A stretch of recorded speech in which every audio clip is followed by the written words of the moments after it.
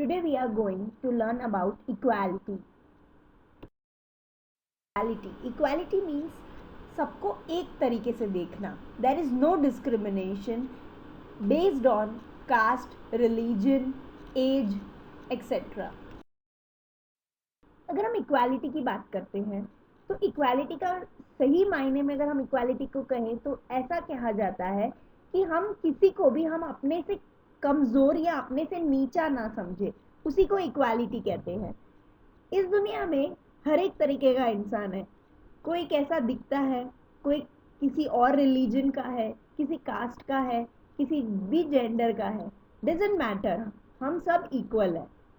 भगवान ने भी हमें बनाने में कोई पार्शियलिटी नहीं की है, तो फिर हम क्यों करते हैं? Before god we are all equal. भगवान से ऊपर कोई नहीं है, राइट? तो इसीलिए हम सब कैसे हैं? इक्वल है. अगर हम इक्वल नहीं मानते हैं एक दूसरे को तो वो तो बिल्कुल ही गलत है. हमारा कॉन्स्टिट्यूशन भी ये गारंटी देता है. कॉन्स्टिट्यूशन यानी हमारा लॉ, हमारा कानून हमें गारंटी देता है कि इक्वालिटी बहुत ज़रूरी है. हर एक सिटीजन हमारे कानून की नज़र में एक है, दैट इज इक्वल. हम देख सकते हैं यहाँ पे कोई भी जेंडर कैसे भी कपड़े पहने हैं, दो he is handicapped, she is handicapped, matter नहीं करता, हम सब इक्वल है. कोई भी कास्ट हो, कोई भी रिलीजन हो, हम सबको एक नज़रिए से देखना चाहिए. हमें डिस्क्रिमिनेशन नहीं करना चाहिए. इक्वालिटी जो है वो डेमोक्रेसी का सबसे इम्पॉर्टेंट पार्ट है. ठीक है, डेमोक्रेसी क्या है? तो डेमोक्रेसी है हमारी कंट्री की गवर्नमेंट. हमारी कंट्री की गवर्नमेंट डेमोक्रेटिक गवर्नमेंट है जो ये बोलती है कि पावर सारा का सारा जो है वो पब्लिक के हाथ में है. अगर कोई भी डिसीजन होगा तो पब्लिक उसे लेगी. सो अगर हमारी गवर्नमेंट को कोई रूल भी बनाना होता है तो वो पहले गवर्नमेंट परमिशन लेती है पब्लिक से. पब्लिक ओपिनियन से ही वो डिसीजन आता है. एंड हम सब जानते हैं कि वोटिंग के थ्रू हम हमारे प्राइम मिनिस्टर को चुनते हैं, हमारी गवर्नमेंट को चुनते हैं. So that is public opinion. Power जो है सारा का सारा वो पब्लिक के पास है. तो पब्लिक के पास है, तो अगर ही पब्लिक में इनइक्वालिटी होगी तो कैसे पब्लिक सामने आ पाएगी? इसीलिए पब्लिक को इक्वल राइट्स देना जरूरी है. For that equal rights universal adult suffrage, यहाँ कहें यूनिवर्सल एडल्ट फ्रेंचाइज कॉन्सेप्ट निकाला गया, जिसका ये कहना है कि कोई भी सिटीजन इंडिया में रहने वाला या कोई भी कंट्री में कोई भी सिटीजन 18 ईयर्स से ज़्यादा की एज का है या 18 ईयर्स का है तो उसके पास है राइट टू वोट. वो अपनी गवर्नमेंट खुद चूज कर सकता है. Every individual has right to vote.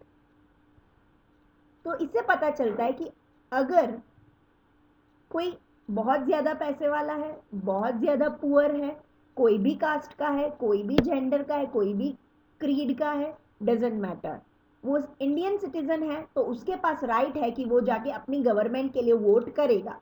तो इधर से ही पता चलता है कि इक्वालिटी कहाँ से शुरू हो रही है. हमने हमारी गवर्नमेंट सिस्टम में ही इक्वालिटी ऐड कर दी है, तो कोई भी इंडिविजुअल किसी के साथ भेदभाव नहीं करेगा.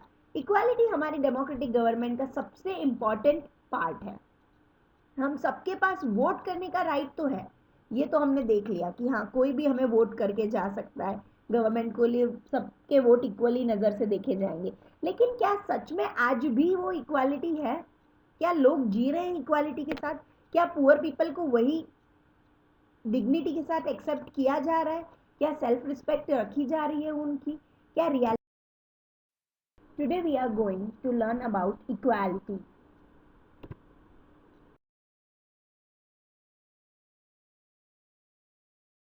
देख सकते हैं हम इसमें कि कैसे अलग अलग कम्युनिटी के लोग के पास है गो वोट.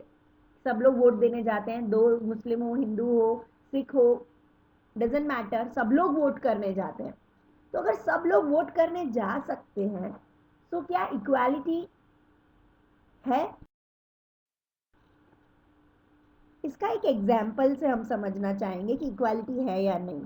बहुत पहले Om Prakash Valmiki, one of the greatest writers, उन्होंने अपनी ऑटोबायोग्राफी में लिखाया था. द ऑटोबायोग्राफी का नाम है जूठन. जूठन जो है वो बताती है experiences of growing up as a Dalit child. वो हमें ये बताती है कि कैसे एक दलित चाइल्ड को ब्रॉटअप किया जाता है. अब ये वर्ड दलित का मीनिंग क्या होता है? तो दलित जो वर्ड है उसको यूज किया गया टू, या कह सके इसको एस्टैब्लिश किया गया to suggests the lower caste. It was used for lower caste people.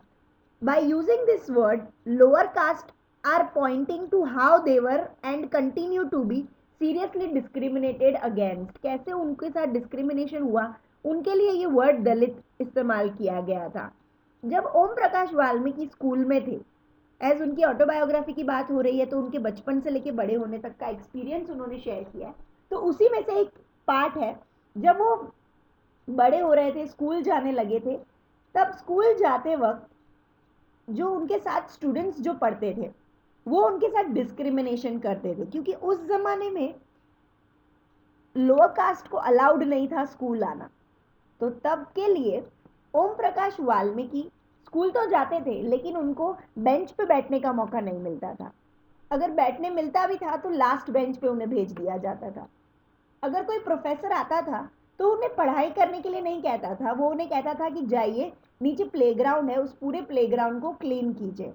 इतना छोटा सा बच्चा पूरा अकेले प्लेग्राउंड को क्लीन करता था. एंड मतलब अगर कहें बात प्लेग्राउंड की, तो प्लेग्राउंड कितना बड़ा और उसकी साइज कितनी छोटी, ये भी प्रोफेसर को दया नहीं आती थी उनके ऊपर.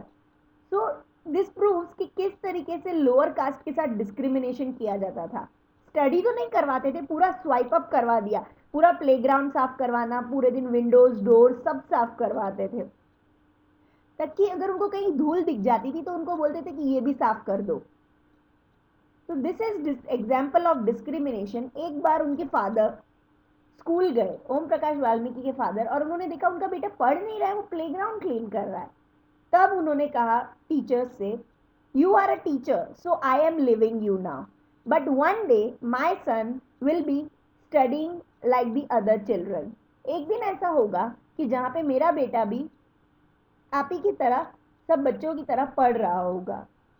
इससे ये प्रूफ होता है कि कैसे इक्वालिटी को उन्होंने स्ट्रगल करके अपनी लाइफ में एज अ दलित होने के बाद भी एजुकेशन लिया, और उस एजुकेशन के लेने के बाद भी उन्होंने अच्छे से उसे प्रूव किया, और दूसरे जो दलित चाइल्ड थे उनके लिए एक एग्जाम्पल की तरह बने कि हमारी कॉन्स्टिट्यूशन ने जब इक्वालिटी रखी है तो कोई नहीं होता हमारे साथ अनइक्वल बिहेव करने वाला. पहले ऐसा होता था कि बहुत ज़्यादा अनइक्वल ट्रीटमेंट होता था दलित बच्चों के साथ, लेकिन अब धीरे धीरे थोड़ा थोड़ा चेंज लाया है गवर्नमेंट ने.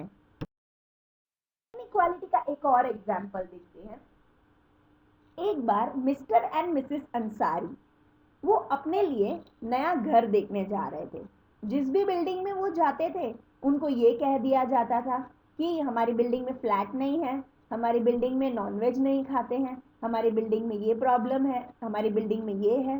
इस तरीके से उनको कोई फ्लैट देने के लिए नहीं तैयार था. सब लोग झूठ बोल रहे थे, जबकि फ्लैट होता था तब भी ये कह देते थे कि फ्लैट नहीं है. एक्सक्यूजेस दे रहे थे, just because they were Mr. and Mrs. Ansari belonging from the lower caste. एक दिन मिस्टर एंड मिसेस अंसारी ने सोचा कि हम लोग हमारा नाम बदल देते हैं, मिस्टर एंड मिसेस कुमार कहते हैं. और जैसे ही उस बिल्डिंग में वो गए और उन्होंने कहा हम हैं मिस्टर एंड मिसेस कुमार, उनको फ्लैट मिल गया. सो कास्ट के बेसिस पे डिस्क्रिमिनेशन करना क्या सही है? ऑफ कोर्स नहीं, बिल्कुल गलत है. तो this is example of inequality कि कैसे इनइक्वालिटी कास्ट के बेसिस पे की जाती है. Another example, if you belong to upper caste you have right to get water from the well. यानी अगर आप अपर कास्ट के हैं तो आप वेल से पानी ले सकते हैं, कुएं का पानी छू सकते हैं. अगर आप लोअर कास्ट के यानी दलित चाइल्ड है तो आप पानी नहीं ले सकते, या पब्लिक फैसिलिटी या पब्लिक की जो भी प्रॉपर्टी है उसको हाथ नहीं लगा सकते. तो क्या ये सही है? ऑफ कोर्स नहीं सही है. तो इसीलिए इनइक्वालिटी तब से चली आ रही है. इक्वालिटी बहुत ही इंपॉर्टेंट हिस्सा है डेमोक्रेसी का. हमें लोगों को समझाना होगा कि अब हम सब अलग नहीं है, हम सब इक्वल हैं, हम में कोई फर्क नहीं है, हम इंडिपेंडेंट हैं और इक्वल है. अगर हमारे साथ कुछ गलत होगा तो लॉ हमें प्रोटेक्ट करेगा, हमारा देश का कानून हमें प्रोटेक्ट करेगा. तो हमें हमारा गवर्नमेंट जो है वो गारंटी देता है कि किसी भी इंडिविजुअल को कोई खास सज़ा नहीं दी जाएगी. अगर देश का प्रेसिडेंट है या देश का कोई फार्मर है, कोई भी लॉ तोड़ेगा तो उसको इक्वल ही पनिशमेंट मिलेगी, चाहे कोई सेलिब्रिटी है या तो फिर कोई पुअर पीपल है, सबको एक ही नज़र से देखा जाएगा. Everyone is equal before law, law से भी बड़ी इक्वालिटी है, क्योंकि हम सब देश में अनइक्वल अगर रहने लगे तो फिर देश कैसे डेमोक्रेटिक कहलाएगा। तो डेमोक्रेसी का सबसे पहला पार्ट यही है कि इक्वालिटी होनी चाहिए, चाहे मेल है या फीमेल है, एवरीवन इज इक्वल। ये एग्जाम्पल है इक्वालिटी बिफोर लॉ का, कि चाहे आप कैसे भी दिखते हो, एलियन ही क्यों ना हो, कोई भी कास्ट के हैं, कोई भी जेंडर के हैं, कैसे भी दिखते हैं, लेकिन हम सब इक्वल है। No one is unequal, everyone is equal. इसका एक एग्जाम्पल से हम समझना चाहेंगे कि इक्वालिटी है या नहीं। बहुत पहले Om Prakash Valmiki, one of the greatest writers, उन्होंने अपनी ऑटोबायोग्राफी में लिखाया था। द ऑटोबायोग्राफी का नाम है जूठन। जूठन जो है वो बताती है experiences of growing up as a Dalit child. वो हमें ये बताती है कि कैसे एक दलित चाइल्ड को ब्रॉटअप किया जाता है। अब ये वर्ड दलित का मीनिंग क्या होता है, तो दलित जो वर्ड है उसको यूज किया गया टू, या कह सके इसको एस्टैब्लिश किया गया to suggest the lower caste. It was used for lower caste people. By using this word, lower caste are pointing to how they were and continue to be seriously discriminated against. कैसे उनके साथ discrimination हुआ, उनके लिए ये word दलित इस्तेमाल किया गया था। जब ओम प्रकाश वाल्मीकि स्कूल में थे, एज उनकी ऑटोबायोग्राफी की बात हो रही है, तो उनके बचपन से लेके बड़े होने तक का एक्सपीरियंस उन्होंने शेयर किया है। तो उसी में से एक पार्ट है, जब वो बड़े हो रहे थे, स्कूल जाने लगे थे, तब स्कूल जाते वक्त जो उनके साथ स्टूडेंट्स जो पढ़ते थे वो उनके साथ डिस्क्रिमिनेशन करते थे, क्योंकि उस जमाने में लोअर कास्ट को अलाउड नहीं था स्कूल आना। तो तब के लिए ओम प्रकाश वाल्मीकि, अब हमारी गवर्नमेंट ने क्या किया ऐसा जिसकी वजह से ये इक्वालिटी आई, जो पहले जहाँ पे लोग वेल से पानी नहीं ले सकते थे पर अब ले सकते हैं, क्यों? Because of our government. Government ने ऐसी कोशिश की कि हम लोग इक्वालिटी के साथ रह सके। उन्होंने इम्प्लीमेंट किया, बहुत सारे लॉज बनाए इक्वालिटी के लिए, बहुत सारे प्रोग्राम्स किए, बहुत सारी पॉलिसीज बनाई, ताकि जो लोअर कास्ट है उनके लिए स्कूल्स खोले, हॉस्पिटल्स खोले, उनको जॉब दी, स्पेशल सीट दी, ताकि वो क्या कर सके, अपर कास्ट के लोगों के साथ बैठ सके। इसलिए one of the scheme is mid day meal scheme. बहुत सारी बार बच्चे स्कूल नहीं आ पाते थे, जो लोअर कास्ट के बच्चे हैं वो स्कूल अटेंड नहीं कर पाते थे क्योंकि उनको प्रॉपर खाना नहीं मिलता था, या वो लोग लंच के बहाने खाने के लिए चले जाते थे, फिर वहीं पे काम करने बैठ जाते थे और वापस स्कूल ही नहीं आते थे। इसलिए बच्चे स्कूल छोड़ के ना जाए, उसके लिए गवर्नमेंट ने मिड डे मील स्कीम निकाली, जिसमें यही कहना था उनका कि बच्चों को टाइम नहीं वेस्ट होना चाहिए घर जाने में, खाना खा के आने में। इसीलिए अब गवर्नमेंट ने खुद ही फूड देना स्टार्ट कर दिया स्कूल में इन फॉर्म ऑफ लंच। बहुत सारे बच्चे न्यूट्रिशंस कम मिलने की वजह से, क्योंकि उनके पेरेंट्स अफोर्ड नहीं कर सकते वन टाइम का खाना भी, इसीलिए भी ये मिड डे मील स्कीम निकाली गई थी ताकि प्रॉपर न्यूट्रिशन बच्चों को मिल सके। क्या सिर्फ हमारी कंट्री इक्वालिटी फेस नहीं कर पा रही थी? No, there were other countries like USA, Africa, वहां पे भी ऐसा होता था। अफ्रीकन एंड अमेरिकन के बीच में डिस्क्रिमिनेशन किया जाता था। There is a story, one day a lady called Rosa Park, वो बस से आ रही थी, आफ्टर डूइंग हर जॉब, वो जॉब खत्म करने के बाद वो घर आ रही थी एंड बस से ट्रैवल कर रही थी, and she was sitting. A man came, एक लड़का आया और उसने कहा कि आप उठ जाइए यहाँ से। तो उस लेडी ने पूछा कि मैं क्यों उठूं? तो उसने कहा कि क्योंकि आप अफ्रीकन हैं और आप अमेरिका में हैं, तो मैं अमेरिकन सिटीजन हूँ, इसीलिए आपके पास कोई राइट नहीं है यहाँ पे बैठने का। तो लेडी से, क्यों, ऐसा कहाँ लिखा है कि मैं अफ्रीकन हूँ तो बैठ नहीं सकती हूँ? So this is wrong, right? कि वो पहले आके बैठी है तो उसका पहले राइट होना चाहिए, क्यों जस्ट बिकॉज वो अफ्रीकन है इसलिए उसको उठा दिया जाएगा वहां से? This is wrong, this is completely inequality, this is discrimination. इसीलिए उसने उसके खिलाफ आवाज उठाई। उसके बाद बहुत ज्यादा ये प्रैक्टिस बढ़ती जा रही थी, अफ्रीकन अमेरिकन के बीच में डिस्क्रिमिनेशन हो रहा था, इसीलिए वहाँ के सिटीजन्स ने सिविल राइट्स मूवमेंट स्टार्ट किया, सिविल राइट मूवमेंट 1964 में, जिसमें उन्होंने कहा कि हमें भी इक्वालिटी चाहिए, हम इक्वालिटी नहीं सहेंगे, हम सबको भी इक्वल राइट्स मिलने चाहिए। अफ्रीका में भी नेल्सन मंडेला ने स्टार्ट किए थे ये प्रोग्राम्स, जहाँ पे यही कि हम सबको इक्वली देखा जाए। इक्वालिटी बहुत ही इंपॉर्टेंट हिस्सा है डेमोक्रेसी का।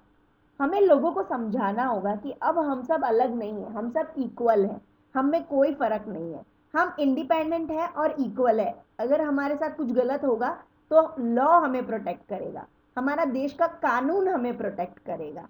तो हमें हमारा गवर्नमेंट जो है वो गारंटी देता है कि किसी भी इंडिविजुअल को कोई खास सजा नहीं दी जाएगी। अगर देश का प्रेसिडेंट है या देश का कोई फार्मर है, चाहे मेल है या फीमेल है, everyone is equal.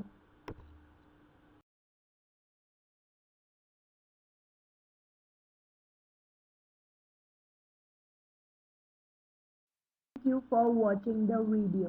I hope you like the video and understand the clear meaning of equality. Thank you.